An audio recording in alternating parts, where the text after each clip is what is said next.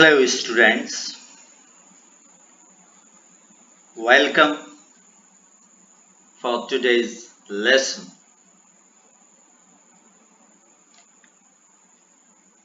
Lesson है Clauses and Conjunctions episode 6। अभी तक हम Clauses and Conjunctions के 5 एपिसोड देख चुके हैं। पिछले 5 एपिसोड तक हमने कोऑर्डिनेट कंजंक्शंस की हेल्प से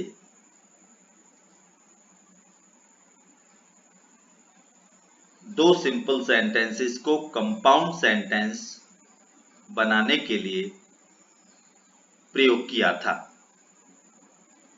आज का जो लेसन है वो है कॉम्प्लेक्स सेंटेंस बनाना। दो सिंपल सेंटेंसेस को कंबाइन करके सबऑर्डिनेट कंजंक्शंस की हेल्प से। मैंने फर्स्ट एपिसोड में बताया था कि कंजंक्शंस दो प्रकार के होते हैं, कोऑर्डिनेट कंजंक्शंस और सबऑर्डिनेट कंजंक्शंस। तो जो कॉम्प्लेक्स सेंटेंस है उसमें एक प्रिंसिपल क्लॉज होता है, और प्रिंसिपल क्लॉज वो होता है जिसके पहले हमें कोई कंजंक्शंस नहीं जोड़ना है। सबऑर्डिनेट क्लॉज वो होगा जिसकी शुरुआत beginning with a subordinate conjunctions, जो सबऑर्डिनेट कंजंक्शन से स्टार्ट होता है सामान्यतः। तो प्रिंसिपल क्लॉज, सबऑर्डिनेट क्लॉज को हम डिपेंडेंट यानी कि आश्रित क्लॉज भी कहते हैं, आश्रित उपवाक्य भी कहते हैं। तो ये complex sentence is equal to principal clause plus subordinate clause. Subordinate clause वो होगा जिसके पहले सबऑर्डिनेट कंजंक्शंस जुड़े होंगे। हमने आपको ये भी बताया था कि सबऑर्डिनेट कंजंक्शंस जो होते हैं वो ये हैं, सामान्यतः इतने सारे लिखे हुए हैं, as long as, so long as, before, after, when, as, while, till, until, as soon as. तो ये हमने फर्स्ट एपिसोड में बताए हैं आपको। इसकी जानकारी आप फर्स्ट एपिसोड को देखकर भी प्राप्त कर सकते हैं। इसके बाद आज का जो लेसन है कॉम्प्लेक्स सेंटेंस बनाना प्रिंसिपल क्लॉज और सबऑर्डिनेट क्लॉज की सहायता से, यानी कि जो दो सिंपल सेंटेंस अपने पास अलग अलग होंगे उनमें एक प्रिंसिपल क्लॉज बनाएंगे हम, दूसरे में कंजंक्शन जोड़ेंगे सबऑर्डिनेट, और दोनों को मिलाकर के जो सेंटेंस बनेगा वो कॉम्प्लेक्स सेंटेंस बनेगा। यह समझने की बहुत आवश्यकता है क्योंकि हम कॉम्प्लेक्स सेंटेंस पहली बार शुरू कर रहे हैं, ये फर्स्ट एपिसोड है। तो सबसे बड़ी बात यह है कि सबऑर्डिनेट क्लॉज जो होते हैं वो 3 प्रकार के होते हैं। There are 3 kinds of subordinate clause। ये नोट डाउन करना है, नोटबुक और पेन निकाल कर रखें आप अपने साथ पहले की तरह, कि सबऑर्डिनेट क्लॉज 3 प्रकार के होते हैं। जो हमने कोऑर्डिनेट क्लॉज बताया था पहले, वो उसका कोई प्रकार नहीं होता है, वो एक ही होता है।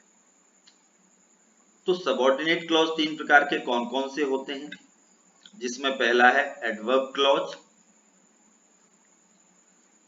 दूसरा है एडजेक्टिव क्लॉज या उसे हम रिलेटिव क्लॉज भी कहते हैं, एडजेक्टिव क्लॉज या रिलेटिव क्लॉज।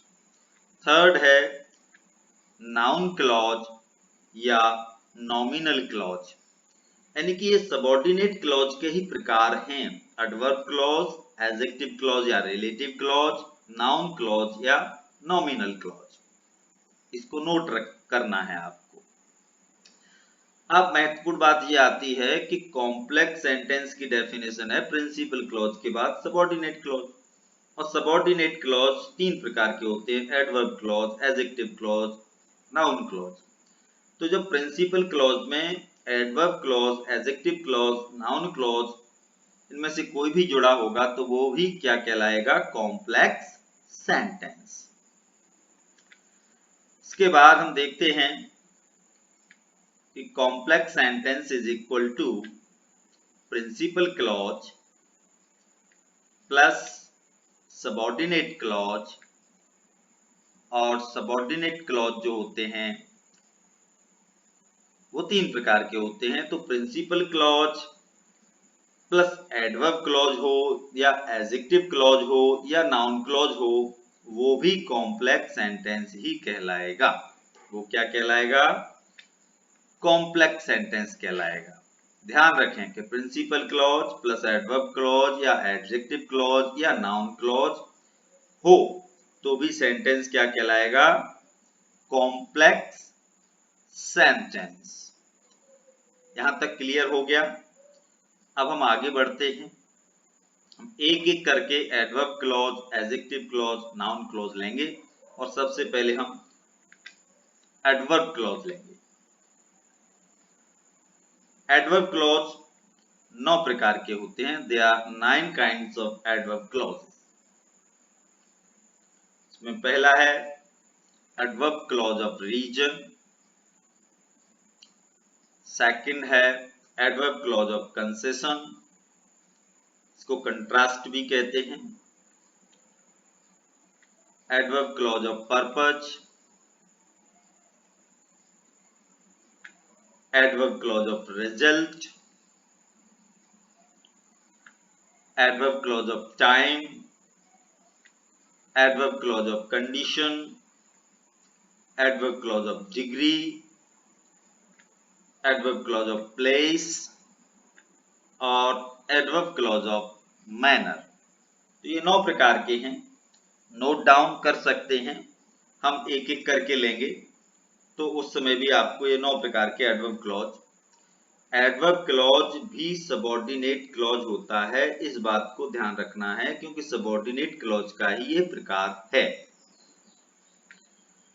इसके बाद एडवर्ब क्लॉज को अगर समझना है तो हमें एडवर्ब समझना होगा। एडवर्ब क्या होता है? पार्ट्स ऑफ स्पीच होते हैं ना, noun, pronoun, verb, adverb, adjective, preposition, conjunction etcetera. तो what is an adverb and its function? Adverb क्या होता है और इसका क्या फंक्शन होता है, ये पहले हमें समझना है। तो in simple words we can say that an adverb modifies, modify का मतलब होता है to add some meaning to a verb, an adjective or an adverb। यानी कि कोई वर्ब है अथवा कोई एडजेक्टिव है अथवा कोई और एडवर्ब है, उसमें एडवर्ब उसके मीनिंग में, उसके अर्थ में कुछ मीनिंग और जोड़ देता है, इसको कहते हैं मॉडिफाई करना। एग्जाम्पल के तौर पे हम बताते हैं, जैसे सेंटेंस लिखा हुआ है ही स्पीक्स इंग्लिश फ्लुएंटली। तो इस सेंटेंस में जो स्पीक है वो वर्ब है और फ्लुएंटली जो है वो एडवर्ब है। देखो एड सब जुड़ा हुआ है, एड मतलब एड से बना हुआ है, एड मतलब जोड़ना। वर्ब में वर्ब का जो मीनिंग है उस मीनिंग में कुछ और मीनिंग को ऐड कर देगा, वो एडवर्ब हो गया। कैसे? He speaks English fluently. Speak वो अंग्रेजी बोलता है, कैसे बोलता है? फ्लुएंटली बोलता है। तो स्पीक फ्लुएंटली, स्पीक जो वर्ब है उसके मीनिंग में एडवर्ब ने और मीनिंग जोड़ा हुआ है, तो बन गया फ्रेज स्पीक फ्लुएंटली। फ्लुएंटली मतलब धारा प्रवाह, धारा प्रवाह अंग्रेजी बोलना। तो देखा आपने एडवर्ब का काम वर्ब के मीनिंग में और मीनिंग जोड़ना। इसी प्रकार से सेकंड सेंटेंस देखें, he is a very good boy. अब यहाँ गुड जो है एडजेक्टिव है, क्योंकि एडवर्ब जो होता है वो एडजेक्टिव के मीनिंग में भी और मीनिंग जोड़ता है। गुड मतलब अच्छा। अब देखिए यहाँ एडवर्ब है वेरी, तो वेरी एडजेक्टिव के मीनिंग में और जोड़ रहा है, बहुत अच्छा। तो यहां पर वेरी जो है वो क्या है, एडवर्ब है। थर्ड एग्जांपल है ही रन्स वेरी स्लोली। अब आप देखिए स्लोली एडवर्ब है, वेरी भी एडवर्ब है, तो यहां पर जो है एडवर्ब के मीनिंग में एडवर्ब कुछ और मीनिंग जोड़ रहा है। स्लोली धीरे से, वेरी और ज्यादा धीरे से। तो आप इस तरीके से समझ सकते हैं कि एडवर्ब जो होता है, सिंपल एडवर्ब, भी एडवर्ब क्लॉज की बात नहीं कर रहे हम। एडवर्ब जो होता है वो वर्ब के मीनिंग में और मीनिंग ऐड करता है, एडजेक्टिव के मीनिंग में और ऐड करता है मीनिंग, और एडवर्ब के मीनिंग में भी एडवर्ब जो है और ज्यादा मीनिंग ऐड कर देता है। तो ये एडवर्ब हमने समझ लिया और इसका फंक्शन समझ लिया। अब हम चलते हैं एडवर्ब क्लॉज को समझते हैं कि एडवर्ब क्लॉज क्यों कहते हैं। क्लॉज आपको पता होना चाहिए, मैंने बताया था कि जब दो सिंपल सेंटेंस किसी कंजंक्शन की सहायता से जोड़ दिए जाते हैं तो एक बड़ा सेंटेंस बनता है। एपिसोड नंबर 2 इंट्रोडक्टरी पार्ट जो था एपिसोड नंबर 1 उसमें बहुत अच्छे से समझाया मैंने, उसको आप देखकर रिवाइज कर सकते हैं। तो हमें पता होना चाहिए कि हम जब एडवर्ब क्लॉज पढ़ रहे हैं तो एडवर्ब क्लॉज होता क्या है। What is an adverb clause, what is its function, और एडवर्ब क्लॉज का फंक्शन क्या होता है। तो जो फंक्शन एडवर्ब का होता है वही फंक्शन एडवर्ब क्लॉज का होगा। तो सबसे पहले देखते हैं कि एडवर्ब क्लॉज क्या होता है। N adverb clause does the work of an adverb, यानी कि एडवर्ब क्लॉज एडवर्ब का काम करेगा, ये समझ लीजिए। यानी कि एडवर्ब का काम क्या है, वर्ब के मीनिंग में कुछ ऐड करना, एडजेक्टिव के मीनिंग में कुछ ऐड करना, और किसी दूसरे एडवर्ब के मीनिंग में कुछ मीनिंग ऐड करना। तो जब ये दो सेंटेंस जुड़ जाएंगे तो वो किस प्रकार से एडवर्ब क्लॉज काम करेगा उसको भी समझें। It modifies a verb, an adjective, or an adverb in the principal or main clause. Principal clause को हम main clause भी कहते हैं। तो जो principal clause, दो simple sentence हम जब combine करेंगे तो उसमें जो principal clause होगा उसमें कोई एक verb होगी, उसमें कोई adjective होगा, उसमें कोई adverb होगा। उन तीनों के मीनिंग में कुछ और मीनिंग ऐड कर देता है जो क्लॉज, वो हो गया एडवर्ब क्लॉज। फंक्शन क्या है इसका, the common functions of an adverb clause are to, जो कॉमन फंक्शन एडवर्ब क्लॉज का होता है वो होता है express relationship such as place, time, manner, purpose, result, condition, etc. यानी कि वो स्थान, समय, मैनर तरीका, पर्पस उद्देश्य, रिजल्ट यानी कि परिणाम, कंडीशन शर्त। यानी कि जो एडवर्ब क्लॉज के हमने प्रकार पढ़े थे उनमें भी आप देखो एडवर्ब क्लॉज ऑफ टाइम था, एडवर्ब क्लॉज ऑफ रीजन था, एडवर्ब क्लॉज ऑफ मैनर था।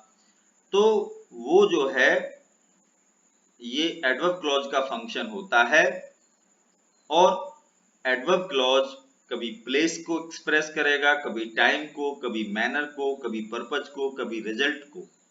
ये सारी बातें हम जब एडवर्ब क्लॉज एक एक करके पढ़ेंगे वहां भी हम समझाते जाएंगे कि एडवर्ब क्लॉज किस तरीके से प्रिंसिपल क्लॉज में आई हुई किसी वर्ब, कोई एडजेक्टिव या एडवर्ब, इनको जो है मॉडिफाई किस प्रकार से कर रहा है, किस प्रकार से उनके मीनिंग में और मीनिंग ऐड कर रहा है।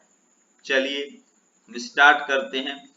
Simple adverb clauses of reason और कॉज। रीजन का मतलब होता है कारण और कॉज का मतलब भी होता है कारण। तो पहला जो प्रकार है एडवर्ब क्लॉज का वो हमने लिया है, बहुत ही सरल है। एडवर्ब क्लॉज ऑफ रीजन या कॉज, कारण बताने वाला एडवर्ब क्लॉज, यानी कि प्रिंसिपल क्लॉज में जो भी वर्ब होगी उसके द्वारा जो एक्शन हो रहा है, यानी कि वो रिजल्ट बताएगा, उसमें जो एक्शन हुआ है, उस एक्शन का जो रीजन होगा वो एडवर्ब क्लॉज के द्वारा एक्सप्रेस किया जाएगा। यानी कि an adverb clause that expresses the reason or cause of the action taken place in the principal clause or main clause is called an adverb clause of reason or cause। फिर से समझिए कि adverb clause जो होता है वो express करेगा, व्यक्त करेगा द रीजन, कारण, और कॉज, रीजन और कॉज एक ही बात है, ऑफ द एक्शन, उस एक्शन का जो प्रिंसिपल क्लॉज या मेन क्लॉज में एक्शन होगा, उस एक्शन का जो रीजन है वो एडवर्ब क्लॉज ऑफ रीजन या adverb clause of cause express करता है। इस प्रकार से आप देखते हैं। जब हम एडवर्ब क्लॉज ऑफ रीजन को पढ़ेंगे तब हम और अच्छे से समझाएंगे इस बात को।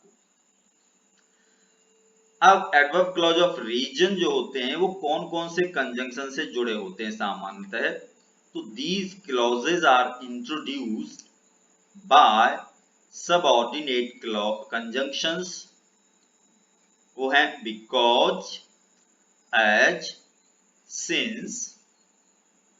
तो बिकॉज, एज, सिंस ये एडवर्ब क्लॉज ऑफ रीजन को एक्सप्रेस करेंगे, इंट्रोड्यूस करेंगे। अब हम पढ़ते हैं यहां पर सबसे पहले एडवर्ब क्लॉज ऑफ रीजन में यूज ऑफ बिकॉज। मैंने हिंदी भी लिखी हुई है, इसका मतलब होता है क्योंकि। हमारे विद्यालयों में बहुत सारे हिंदी मीडियम स्टूडेंट्स भी हैं, उनके लिए ये हिंदी से उनको थोड़ा आसानी हो जाती है। बिकॉज मतलब क्योंकि। तो बिकॉज से जुड़ा हुआ जो सेंटेंस होगा उसका स्ट्रक्चर होगा, दो सिंपल सेंटेंस दिए होंगे, हमें दोनों को जोड़ना है।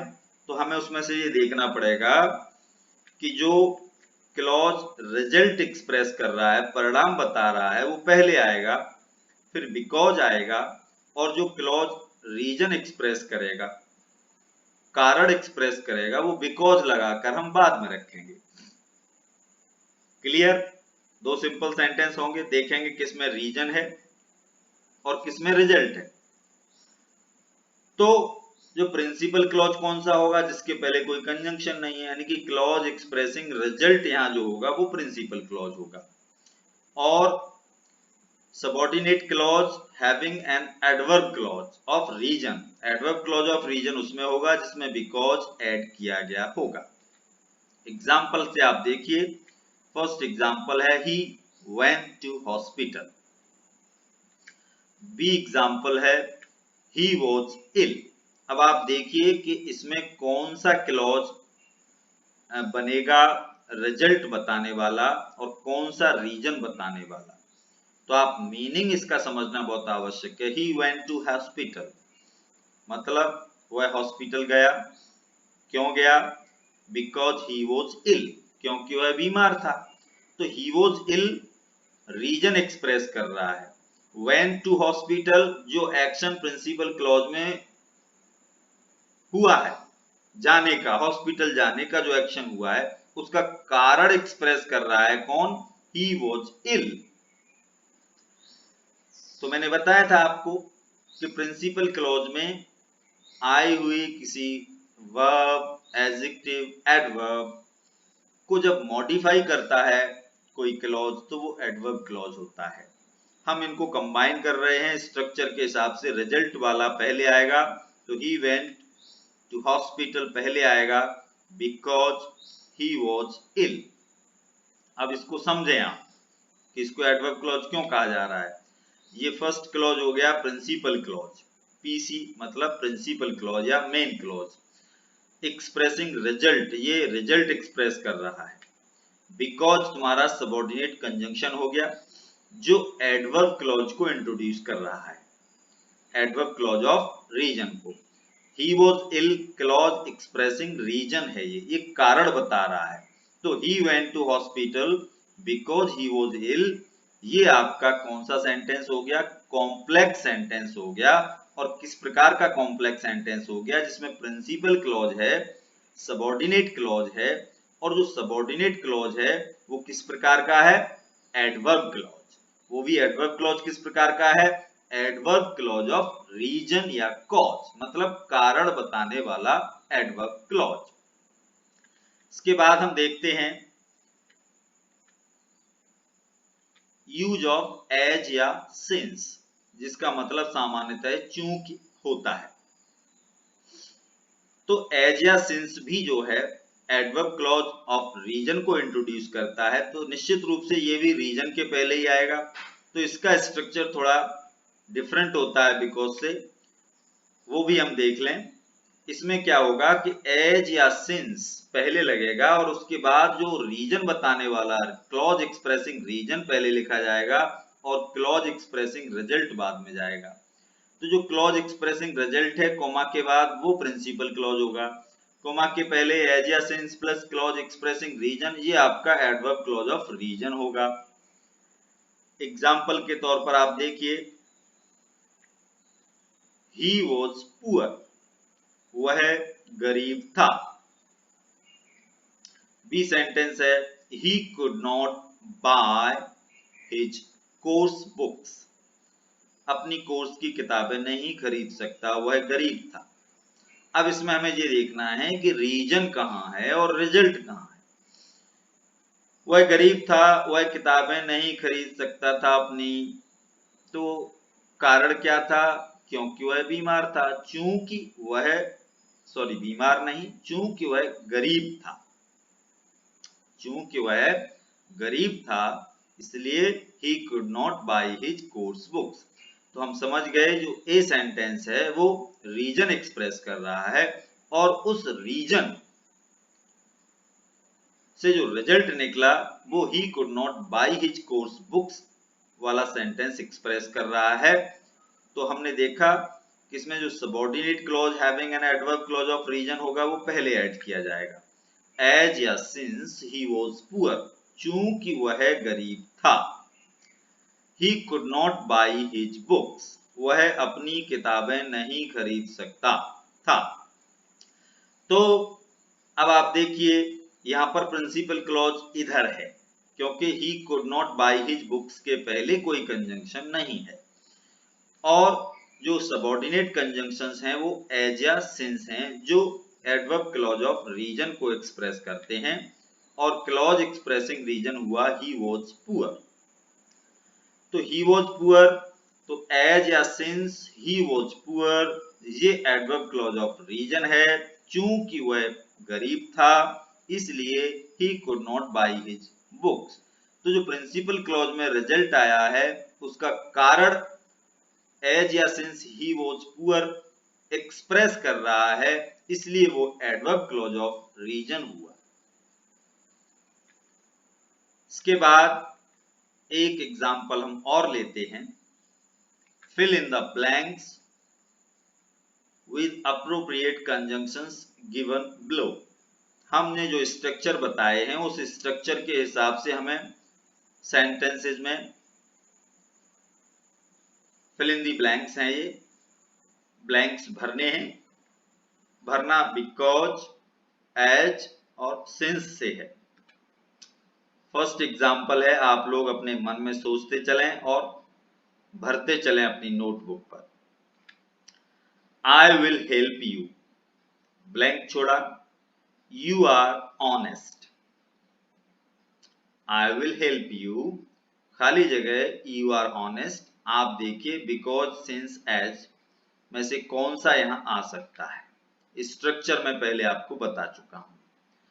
ये सेकंड एग्जांपल है, I have hurt my leg, I won't be able to play today।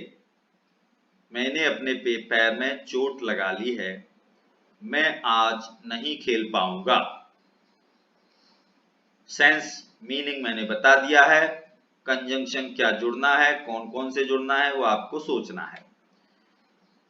Third example है ही केम हियर, ब्लैंक के बाद लिखा है ही वॉन्टेड टू सी मी, वह यहां आया, वह मुझसे मिलना चाहता था। तो आप देखेंगे कि इसमें कौन सा कंजंक्शन आएगा। अपने नोटबुक में सेंटेंस लिखते चलेंगे और टिक लगाते चलेंगे कौन सा कंजंक्शन आएगा, आप अपने मन से जितना समझाया उसके आधार पर। चलिए फोर्थ एग्जाम्पल हम देखते हैं, वो है ब्लैंक शुरू में है द शॉप्स वर क्लोज्ड, दुकानें बंद थी। वी रिटर्न विदाउट शॉपिंग, हम बिना शॉपिंग किए हुए लौट आए। तो ये 4 एग्जाम्पल आपके सामने है। There are 4 examples before you. In each sentence there is a blank and you are supposed to fill the blanks according to the structure of because, as or since। because, as, since का जो structure मैंने आपको बताया था उसके आधार पर आपको ये ब्लैंक्स भरने हैं। हम आपको समझाते जा रहे हैं और आप भरते चले। मैंने बताया था कि जो बिकॉज होता है, बिकॉज के पहले जो प्रिंसिपल क्लॉज रहता है वो एक्सप्रेस करता है रिजल्ट, और बिकॉज के बाद जो क्लॉज होता है वो एक्सप्रेस करता है रीजन। तो आप समझ सकते हैं कौन कौन से सेंटेंसेस में बिकॉज आएगा। इसके बाद मैंने एज या सिंस के बारे में आपको बताया था कि एज या सिंस से जुड़ा हुआ क्लॉज जो होता है, जो एक्सप्रेस करता है रीजन, कारण एक्सप्रेस करता है, वो जुड़ता है पहले, और उसके बाद जुड़ता है प्रिंसिपल क्लॉज जो एक्सप्रेस करता है रिजल्ट। तो इस प्रकार से हम देख रहे हैं चारों सेंटेंसेस का ऑब्जर्वेशन आपने कर लिया होगा, और हम आपको अब आंसर्स एक एक करके ब्लैंक्स में भरने वाले हैं। आपका समय यहीं पर समाप्त होता है। एक्सरसाइज आप देखते चलिए। फर्स्ट एग्जाम्पल में लिखा है आई विल हेल्प यू, मैं तुम्हारी सहायता करूंगा क्योंकि आप ईमानदार हैं। बिकॉज यू आर ऑनेस्ट, ये बिकॉज का स्ट्रक्चर था। सेकंड में देखिए एज या since I have hurt my leg, चूंकि मैंने अपने पैर में चोट लगा ली है। I won't be able to play today. आपने देखा जो एज या सिंस का स्ट्रक्चर है उसमें शुरू में एज या सिंस आता है और रीजन वाला क्लॉज शुरू में आता है। He came here because he wanted to see me, वह यहाँ आया क्योंकि वह मुझसे मिलना चाहता था। तो इसमें बिकॉज आया, और इसमें चौथे में भी आप समझ गए होंगे एज या सिंस आएगा। क्यों आएगा?